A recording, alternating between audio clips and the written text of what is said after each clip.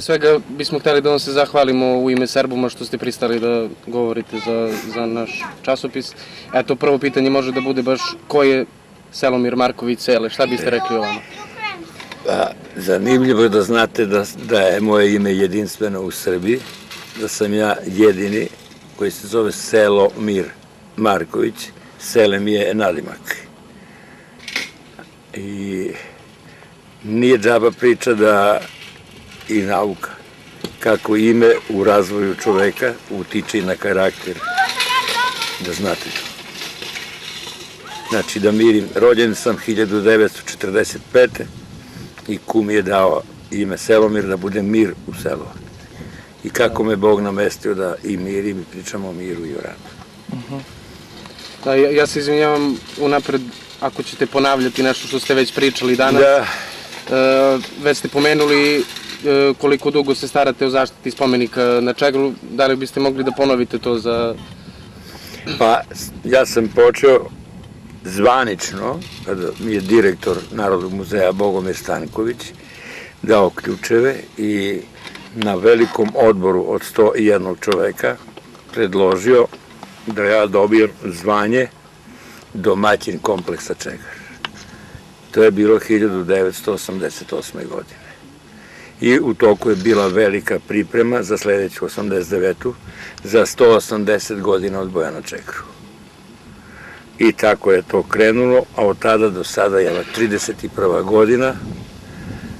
Ne mogu da brojim najveće priznanje koje sam između ostalih dobio ovde, veliko priznanje, specijalno priznanje grada Niša, zove se jedinstveno priznanje grada Niša i opštine Pantelej Niš za životnu posvećenost Čegru. Brojna su druga, jedno da ne mogu da zaboravim nikad, jer to retko koji od državnika dobio, grčka vlada preko njihove vojske kopnene, ovde me odlikovala dvoglavim zlatnim orom. To je tako lep rad, umetnički tako skupo i tako cenjeno, da se ja ponosan što sam dobitnik toga, a i osim toga je od golda, kako kaže, zlata. Da. Eto, sledeće pitanje u vezi sa vašim radom. Jel možete da nam kažete u čemu ste našli glavni motiv za bavljenje ovim poslom već 30 godina? Šta vas je najviše motivisalo da počnete da se bavite? Sasvim slučajno, deco. Još kad sam bio u drugom razredu, trećem. Malo je radio aparata bilo u selu onda. Ja sam slučajno imao tu čast da moja porodica ima radio i volao sam da slušam radiodrame. Jednog dana u školi učitelj nas pusta, a ja sam znao da treba da bude oko 9 sati radiodrama o Matiju Gupcu. Beogradska radio je dala.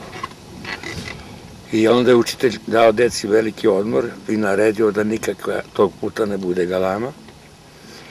I ja sam ga zamolio učitelje da li mogu da slušam, pošto znam da treba da bude drama o Matiju Gupcu. Za divno čudo on me pomilovao i rekao sedi s nama tu. A drama je tako izveđena kao da gledate film pred sobom. Toliko to uspešno, ali toliko dramatike je bilo to. Strašna dramaturgija. I tu se desilo izdajstvo. Isto oko Matije Gupca.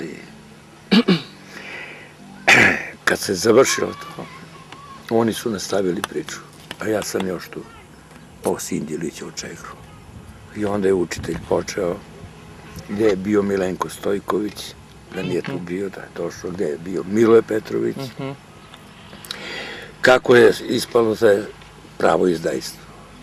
Ja kao dete nisam mogu kako to Srbina da izda, vojska, razumete. I to me zaintrigiralo da počnem da se interesujem prvo konkretno o Čegru. U višim razredima, tek kod 7. sam se upisao u sekciju istoričara, gde smo imali izuzetnog nastavnika istorije Lazara Kostića i njega sam spomenuo u knjigu, naravno, koji ne samo meni, svoj deci i ulio ljubav i prema tadžbini i istoriji. To mnogo znači od nastavnika kako će da se deca kanališu. I onda sam sam još tad počeo. Tek za neke delove bitke koji su se dešavali na Nišavi, tamo od starih ljudi, i tako od Solunaca da saznam i ponešto upamtim, ponešto pribeležim. I to je trajalo do početka, kad sam počeo ovde da budem, onda sam pokupio najjaču literaturu svoje moguću i ne znam šta sve nisam pročitao. I eto, između ostalog u toj literaturi sam naišao na specifičan stih, kažem specifičan, jer se po mojim saznanjima taj stih još u prvom srpskom ustanku Maleno Srpče napisalo, zamislite, ali da mu se ne zna ime ni prezime. Kako to glasi: slušao sam vrisak smutne Drine. Vrisak. Čuo sam jauk Hercegovine. Onda ide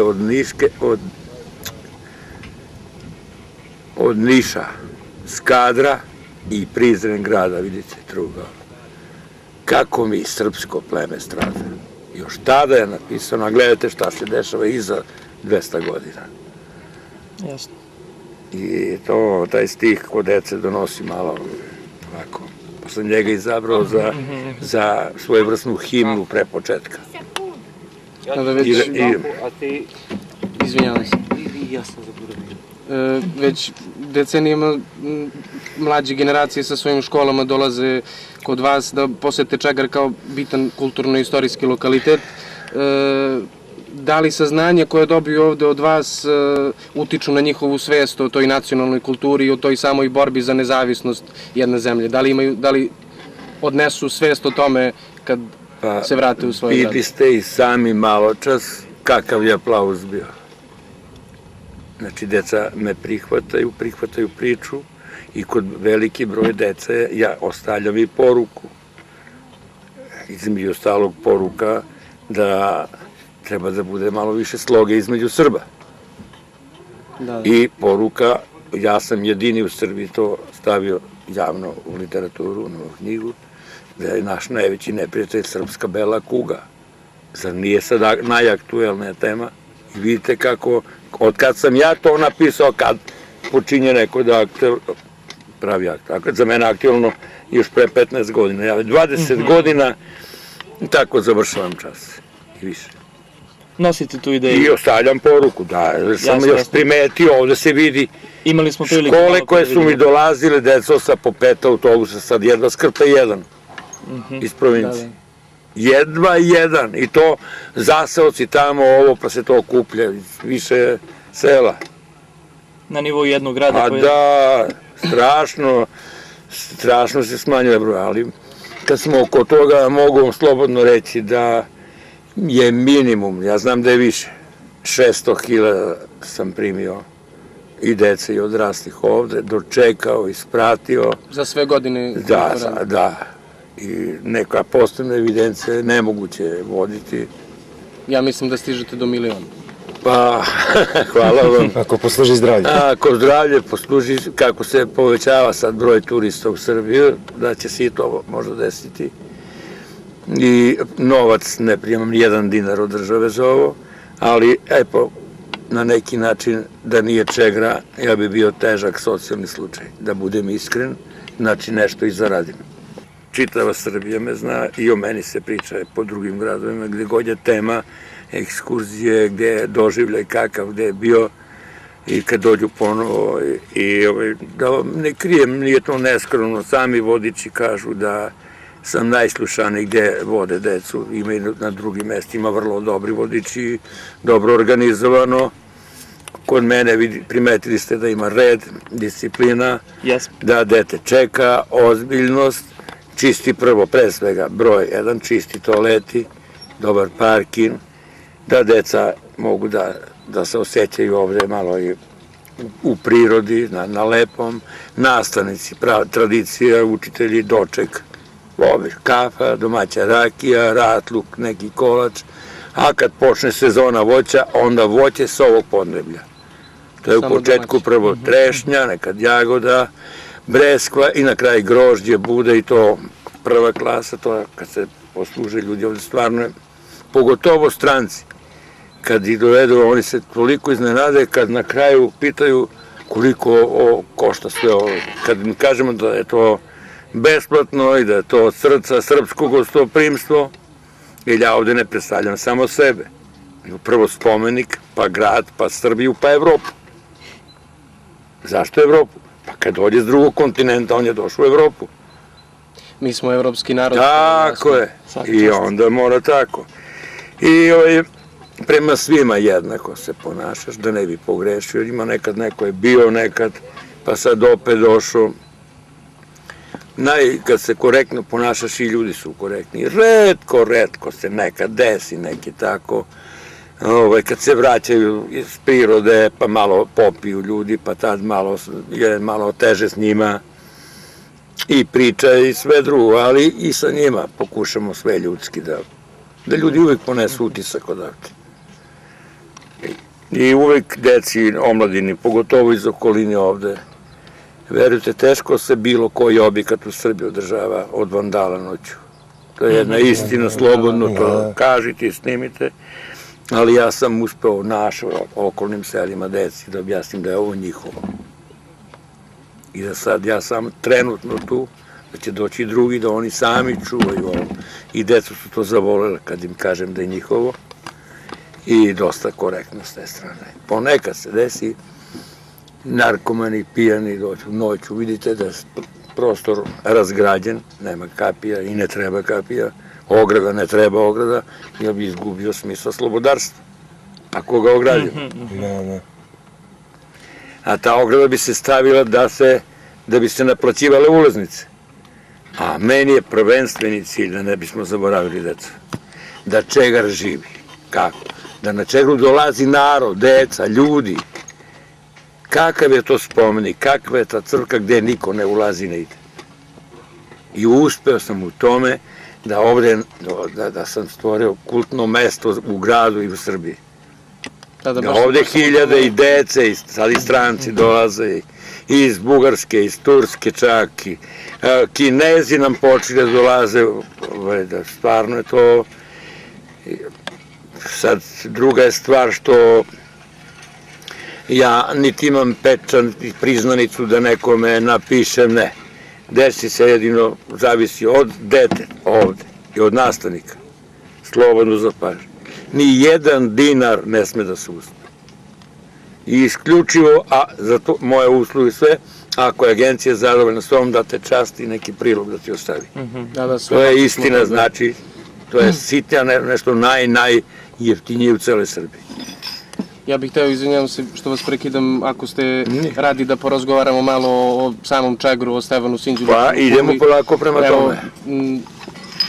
Iza vas se nalazi kula na Čegru sa spomenikom Stevana Sinđelića.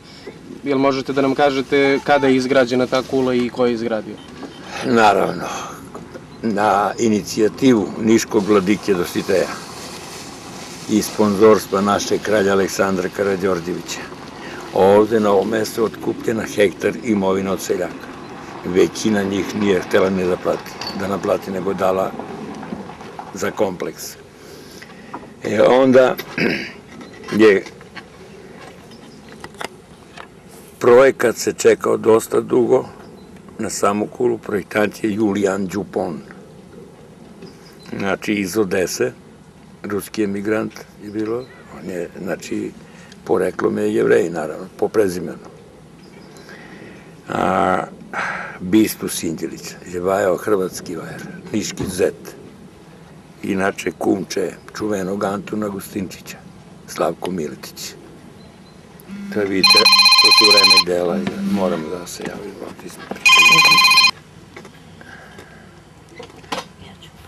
Autobus će doći na mesto. Ti go parkiraj tamo, imaš mesto. Taj jedan, da ne bi prekidali.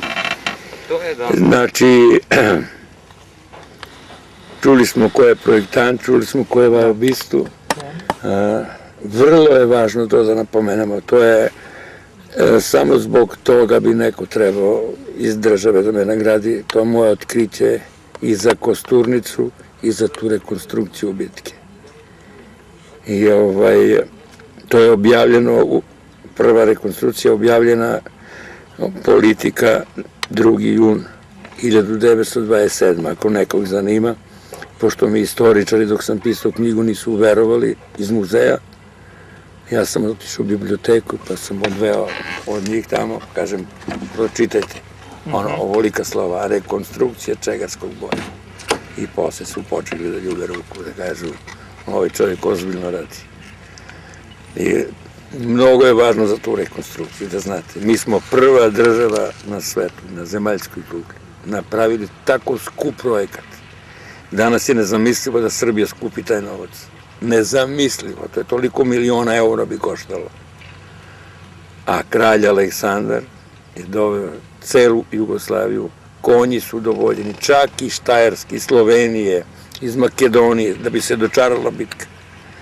Na toj rekonstrukciji ovde, toliko hiljade učesnika je bilo, ali ovde, baš ovde, tu, je bila izgrađena velika pozornica, bina, od asaka. I svaka seljančica je, devojka, morala od svog poklona dar da spremi, da to bude kao etno sve ukrašeno. I sa te pozornice mnogo ambasadora, nikad podatak nisam našao, tačnu brojku, samo kaže mnogo. Onda, predstavnika najvećih svetskih korporacija, ljudi, najbogatiji ljudi na zemaljskoj kugli su došli i došli mnogo masoni. Jer naš kralj je, deco, bio mason. Zato ovde okolo ste primetili ovo crveno kamenje. A to je zbog njega. To su simboli masona i jevreja. Jedni su zbog projektanta, jedni zbog kralja. To ćemo kasnije da snimiti i da pogledate. I ništa. Znači, Srbija je napravila najveći događaj na zemaljsku kuglu toga dana ovde. To je hiljade i hiljade ljudi bilo. 903. godine, pazite, ovde je bilo skup od 30.000 ljudi. A sada doživljavamo postoji da bude 200-300. Nekad ni toliko ne bude. I čudno, ali opet smo uspeli da ide autobus, ime Srđan je zadužen tamo. Ja ću ti dam jednu knjigu. Imaš knjigu? I eto, vidi kakav je sad red. Neko, znači, mora da ga dočeka, da mu pokaže, da ga uparkira, da mu kaže gde su toaleti, da deca dugo putovali, kolini su imali, jedva čekaju.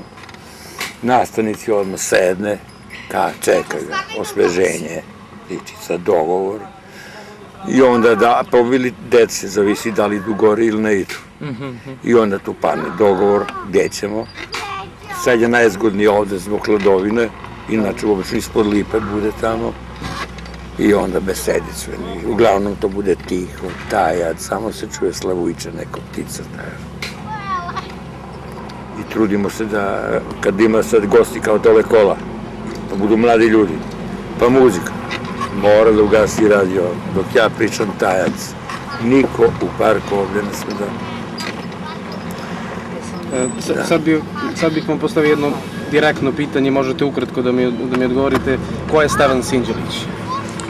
Stevan Sinđelić je sin majke Sinđelije, rođen je u selu Vojska. Ali kad je imao 5 godina, majka mu se preudala u selo Grabovac. I onda je zbog toga kasnije po popisima po majci Sinđeliji dobio prezime Sinđelić, Stevan. Ovde je imao 39 godina kad je stradao ovde. Tako. Pored Stevana Sinđelića... Inače, samo da kažem, on je učio školu kod obor kneza, to zapišite, obor kneza, a snimate dobro, iz Gložana. I kad je obor knez, kad mu je odsečena glava u seči knezova, onda je Sinđelić preuzeo. 5 godina je učio školu u Miljkovom konaku u manastiru, na 12 km od Svilajnca, da znate. Bio je vrlo pismen za ono vreme, strog, disciplinovan i u početku je imao 300 svojih boraca. Zato se u pesmi spominje sa 302. A ovde na Čegru ima preko 3000 svojih boraca. Ali o njemu kao najisturenijem su dati svi dobrovoljci, oko 1000 dobrovoljaca ima on. Uglavnom konja ko je imao konja, on je sve to imao da bi se nekako prostavio. Međutim, okolnosti su bile takve, primećujete konfiguraciju terena da je Sinđelić mogao da pobegne, da krene prema miru, da i njega uvuče u borbama, prema drugim položajima. Znate li zašto se Sinđelić nije povukao? U prvom srpskom ustanku nigde i nijedan srpski vojvoda se nije povukao. On bi bio prvi. Drugo, ima je veliki broj ranjenika iz jutarnjih borbi na Nišavi. I treće, hteo je da nam ostavi amanet kako se brani za slobodu Srbije. 3 razloga.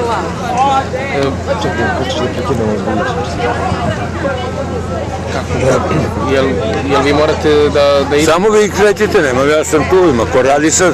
U redu. Sve to funkcioniše. Pored Stevana Sinđelića, kao najistaknutijeg junaka Čegarske bitke, da li se pominju još neki junaci, s obzirom na to da je Kapetan Slavujević mu je bio najodaniji i o njemu ima jedna strašna priča, da je jedino njega mlada devojka pratila u borbama. Njihova ljubav je bila hrana moralna za naše borce ovde. Ona je bila u visokoj trudnoći i kad je narod osetio da će doći do sukoba, do većih borbi, počeo je uz beg i ona je sa seljacima krenula uz beg. Međutim, od stresa je imala pobačaj, od straha za svojim. I uzela je tresku, jedino pismena, retko pismena žena je bila, probila, nije imala čime, nego je probila malo venu i napisala je: mili, izgubili smo što nam je najmilije, ostani živ pa ćemo biti srećni. One ne veruju da ste vi to tako lepo uredili, a recite im da... Na bojnom polju je, izvinjavam se, bilo postavljeno 6 šanaca, a u istorijskim udžbenicima se pominju imena 5 vojvoda. Kako ste rekli? Da li znate ko je 6. vojvoda koji je... Ne spominje se i ja malo spominjem Bećare koji su bili u odnosu na Kulu, Repište, jedan deo, gdje je bio i po neki koji je došao da ratuje, ali da mu se plati. I takvi su se još rano razbežali i pobegli kad su osetili tvrdo i opšte ih kao takvi ne spominjamo. To je razlog, to je taj. A vi ste rodom iz Donjeg Matejevca, tako to je bio šanac Petra Dobrnca. Da, na 2 kilometra, tu zajedno su bili i Veljko i Dobrnjac. Veljko je imao velike zadatke, onda on je umeđu vremenu kad su ostali ovde pravili utvrđenja, on je išao čak i do Pirota i vratio se u Niš. Ali je i Pirot bio neosvojiv, tako da mora da se povuče. I uglavnom je bio zadužen, sve snabljao sa hranom, gde god su bili turski katuni i to, sve je to za srpsku vojsku. Imala je dosta hrane, što je vrlo važno uradno. Nakon Čegarske bitke i nakon izgradnje cijele Kule od strane Turčke paše, kakvu je atmosferu među Srbima izazvala ta odmazda, odnosno osveta Turaka, kako je stanje bilo u socijalnom smislu među Srbima? Stanje, prvo u Nišu je tada još uvek vladao muk i stres za ono što se desilo, pod broj 1. Drugo, Nika u tom periodu nije imao ko ništa da piše ni da zapiše i od straha sve je to povučeno. Ali se i danas pokazalo da je spomenik imao pogrešan efekat. Da Ćele Kula više utiče na moral kod Srbina nego na ono što su Turci hteli. Kao i nakon Tako je. Kao i nakon spaljivanja Svetog Save. Isto. Nisu naučili školu od Vračara. To je možda njihov strah bio, i straha su to radili. Inače, kad smo oko Turaka, poneka grupa i njih dođe i mogu da vam kažem, ima i vrlo korektni, ali ima i oni koji sa neke čudne visine posmatraju i na spomenike i na nas i eto, da ne kažem nekorektno. Ali možete nešto da nam kažete o samom zidanju Ćele kule? Arhitekturi? Pa, samu kapelu, samo zidanje je u 17 puta 14 redova, su stavljene glave, ukupno 952. I šta se desilo? I Sinđirićeve koji dan? Sinđirićeva odnešena prvog dana. Segra, nataknuta na kolac i stajala ispred tvrđave. Da vide. Ona je kasnije donešena kad je napravljena Ćele kula. I kad je francuski putopisac Rekla za moju Emu, prva takmičenja u atletici. napisao je da se na pojedinim lobanjama još vijorila kosa. O čemu se radi? Ako su odrane glave, onda nema kosa. Međutim, kad je zidana Ćele kula i kad je ostao jedan red dva nepopunjenih, a ljudi koji su drali glave su se razbežali od stida, od srama što su bili prisiljeni to da rade, i sada od delom zarobljenika srpskih živih odsečene su im glave na živo da bi popunili projekat. Te glave nije imao ko da odere i one su samo uzidane i na njima se vijorila ta kosa koju Lamartin opisuje. Još se na pojedinim vijorila, nije mu tad palo na pamet u jednom redu, dva ili gore dole, nego samo napisao da se... A projektant one kapele koju vidite, Ćele kule je bilo veliki broj godina ogoljena, izložena kišu, vetri, mrazu. A onda je 1892. godine Dimitrije Leko, to je jedna ugledna jevrejska porodica i on je projektovao sadašnju kapelu koja i sada izgleda baš ovako pristojno i lepo prema nameni.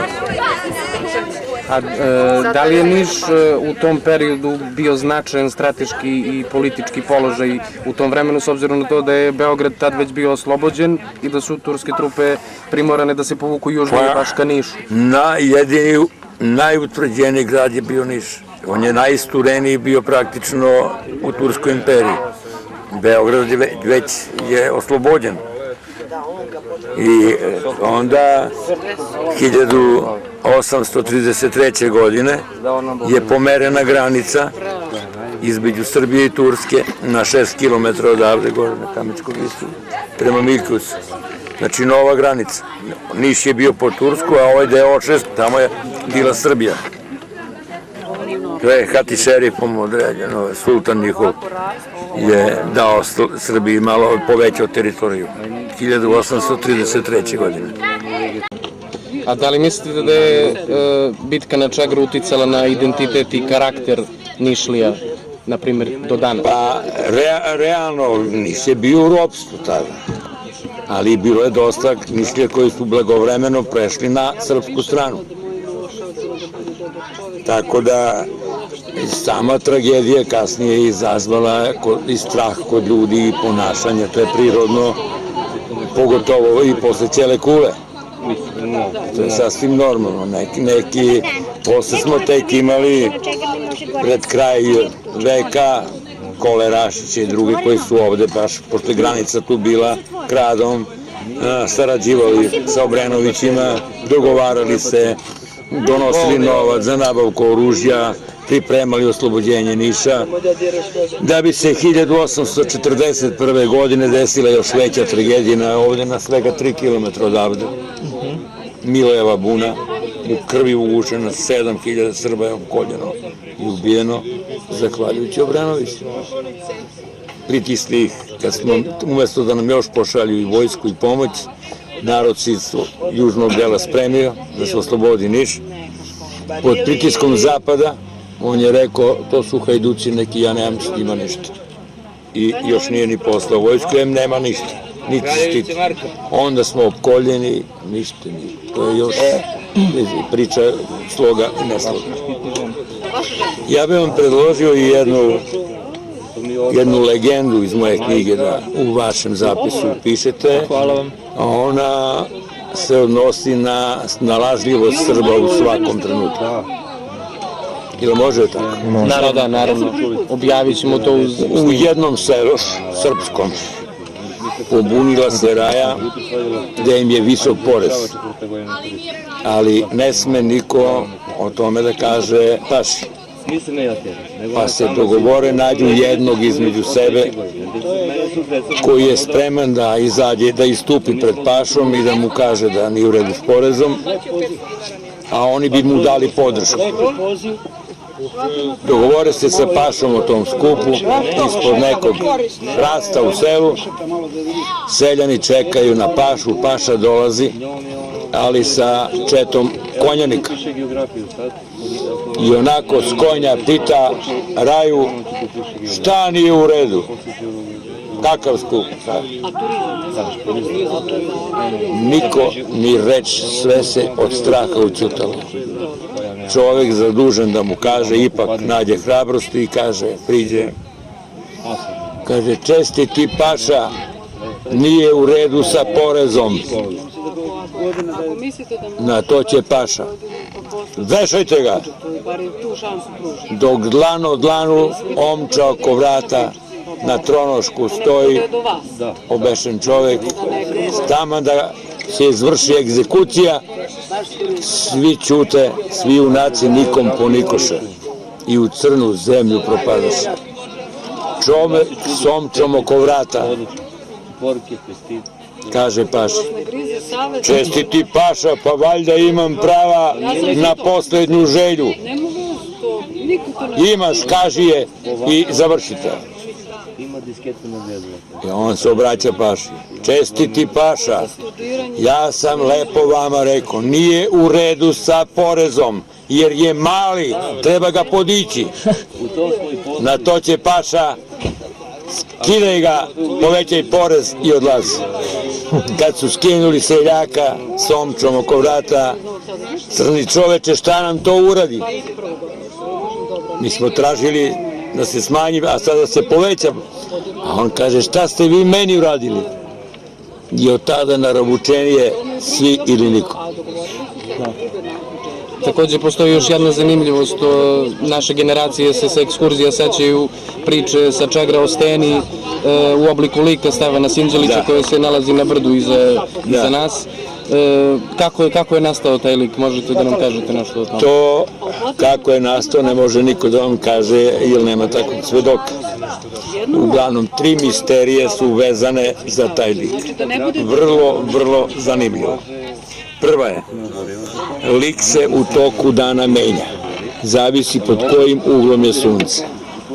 Ali, u toku dana najidealnija slika je pred zalazak sunca, a to je vreme kad je Sinđelić otišao u slavu. Kako je moguće da se tad, kad je poginuo, da se najlepše vidi? Ko to može da objasni? Ja ne mogu. Druga, onaj krst iznad glave nije slučajno. Sa te glave u ljudskom periodu jedna mlada meštanka Jelena skočila u ambis da se ne bi udala za turskog oficira. Jedan jedini, napominjem slobodno pred ovom kamerom, spomenik, koliko je mali, to je jedinstven spomenik u celoj Srbiji i nalazi se odmah iza crkve Svetog Đorđa u Kamenici. A taj manastir je za našu istoriju od posebnog značaja. Posle Resavske prepisivačke škole, na tom mestu je bila najveća prepisivačka škola na ovom delu Balkana. U čak 17 kuća su se prepisivale knjige. A treća stvar, vrlo zanimljiva, jedan niški student koji ovde jednom, 2 puta nedeljno dolazi biciklom. Uvek na gepeku nosi knjigu 2, nekad i 3. Uvek nazove Boga i pita kako se. toga 27. maja 2003. On je došao isto, se ponašao i to je špic sezone, dosta gužve i škole, a u tom trenutku imao sam neke goste iz inostranstva, a on se naslonio na gromobranu i to šipku tamo i okrenuo se istočno prema planini, prekrstio ruke i bukvalno meditirao. Stopu milimetar po milimetar je gledao planinu i u toj njegovoj meditaciji on je zapazio taj lik, ne ja, koji svakog dana 100 puta gore. Nije mi Bog dao meni, nego njemu. Šta je sad važno, taj datum?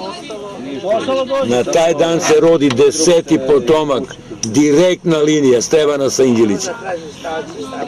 Kakva slučajnost. I prvo dete u toj familiji, pošto ima i bočne, dobije ime Stevan Sinđelić. Imate sliku ovdje na kraju. Kako je to? 3 slučajnosti deca su nemoguće. Nemoguće. Nešto slučajno. Ali 2, a 3. Kako da se to desi? I zato sam i napisao fenomen Sinđelić u Stenima, gde je slikano u idealnim uslovima, znači pred kraj dana, da se sve odgovara, senka, tako. Da se to vidi. Imamo još jedno pitanje za kraj. Umemo li danas da cenimo podvig Stevana Sinđelića i njegovih junaka? Na svu sreću još uvijek imamo i patriota u Srbiji i ozbiljnih i pismenih ljudi koji brinu o tome, vode računa. Ja sam u situaciju da i ja učim ovde od nekih koji dođu, malo se ukrade znanje, jer ja nisam visoko obrazovanje, srednje obrazovanje, ali eto, tako dugi niz godina bavljanjem tim doveo me do čoveka koji zna realno da stvori sliku o samoj bici, da kod decu podigne malo moral, to mi je želja, da deca i zavole istoriju. Jednom čitaocu kupio je knjigu kod mene, pa sam u posveti mu napisao: ljubitelju srpskih svetinja, od srca Selomir Marković Sele. Čovjek mi je došao posle nedelju dana. Ja sam, kaže, veliki ateista. Posle vašeg napisa da sam ljubitelj, odmah sam otišao da se krstim i sada postajem pravi pravoslavac. Neka je jedini i meni je uspeh da sam bar jednom. Ili neka sam bar uticao da se 100 deteti rode za ove 1000 ljudi koji su prošle i isto sam dao otadžbini mnogo.